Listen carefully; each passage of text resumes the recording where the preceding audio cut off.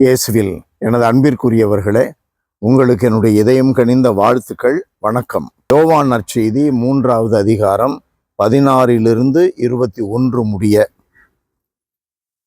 இயேசு நிக்கதேமிடம் கூறியது, தம் ஒரே மகன் மீது நம்பிக்கை கொள்ளும் எவரும் அழியாமல் நிலை வாழ்வு பெறும் பொருட்டு அந்த மகனையே அளிக்கும் அளவுக்கு கடவுள் உலகின் மேல் அன்பு கூர்ந்தார்.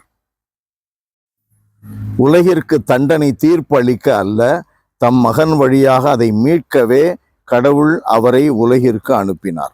நம்பிக்கை கொள்வோர் தண்டனை தீர்ப்புக்கு ஆளாவதில்லை. நம்பிக்கை கொள்ளாதோர் ஏற்கனவே தீர்ப்பு பெற்றுவிட்டனர். அன்பிற்குரியவர்களே, நம்முடைய வாழ்க்கையில இயேசு ஒருவர்தான் நமக்கு மீட்பு அளிப்பவர்.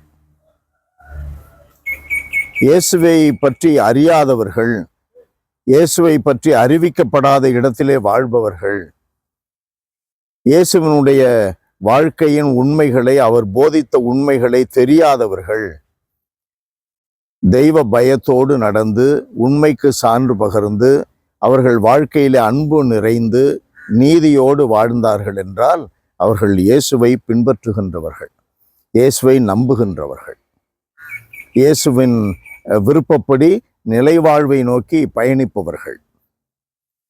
இயேசுவை நம்பினால், உண்மையா இருந்தா, அன்போட இருந்தா, நீதியோட வாழ்ந்தா, அல்லது திருமுழுக்கு வழியாக இயேசு போதித்த உண்மைகளை எல்லாம் பெற்றுக்கொண்டு அதை மனதிலே வைத்து அதை அறிக்கையிட்டு அதன் அறிக்கையின்படியே வாழ்ந்தால் நிலை வாழ்வு நிச்சயம்.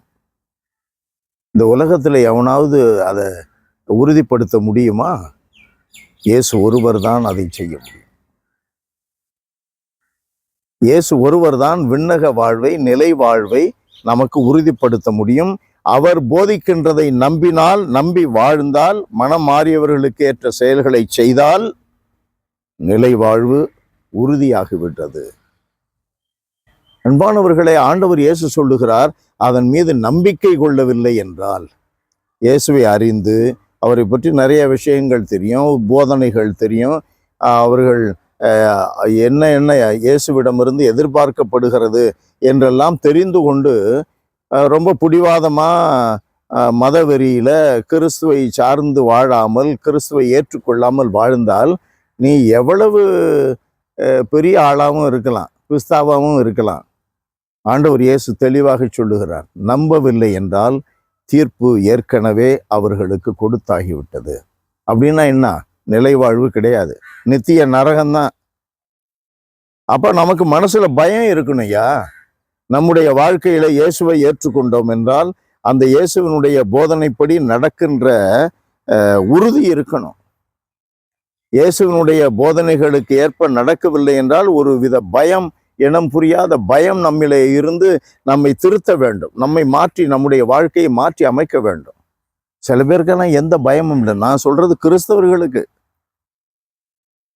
இயேசுவை அறிந்தவர்களாக நிறைய வாய்ப்புகளை பெற்று திருமுழுக்கு பெற்று வாழ்கிற நம்மிலே பலருக்கு தெய்வ பயமே இல்லை, நிலை வாழ்வை நோக்கிய ஒரு வைராக்கியமான பயணமே இல்லை. இருக்கிறவர்களும் நல்ல சாப்பிட்டு சாவு என்பது போன்ற கொள்கை பின்பற்றுகின்றவர்கள் இருக்கிறார்கள். இருக்கிறவர்களும் என்ஜாய் பண்ண, அப்புறம் செத்துக்கலாம், எல்லாருக்கும் சாவு உண்டு, நல்லவனுக்கு சாவு இல்லையா? இதுல விதண்டா வாதங்கள் வேற. எல்லாரும் தான் சாவும், ஆனா செத்து போனா 5:24 சாவின் வழியாக உயிர்ப்புக்கு, வாழ்வுக்குள்ளே நுழைகிறார்கள். இயேசுவில் நம்பிக்கை கொண்டு வாழ்ந்தவர்கள். இந்த உலக இயல்புகள், காசேதான் கடவுளப்பா, இன்பமே இலக்கப்பா அப்படின்னு வாழ்கிறவர்களுக்கு அவங்களும் சாவாங்க. தீர்ப்பு ஏற்கனவே வாழும் பொழுதே தீர்ப்பு அளிக்கப்பட்டு விட்டது. நிலை வாழ்வெல்லாம் கிடையாது, முக்தி பேரெல்லாம் கிடையாது, விண்ணக பேரெல்லாம் கிடையாது. எதற்கு பயப்படணும்? உலகத்துல 100 வருஷம் வாழுற, 110 120 வருஷம் வாழுற, என்னத்துக்கு? இலக்கு ஆண்டவரை அடைவது. எல்லாம் வல்லவரே எங்கள் இறைவா,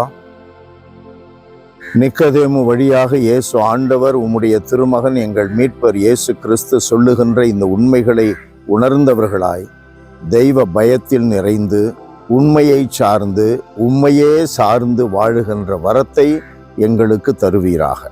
இயேசுவின் நாமத்தில் ஜெபிக்கிறோம் பிதாவே. ஆமென். ஆமென்.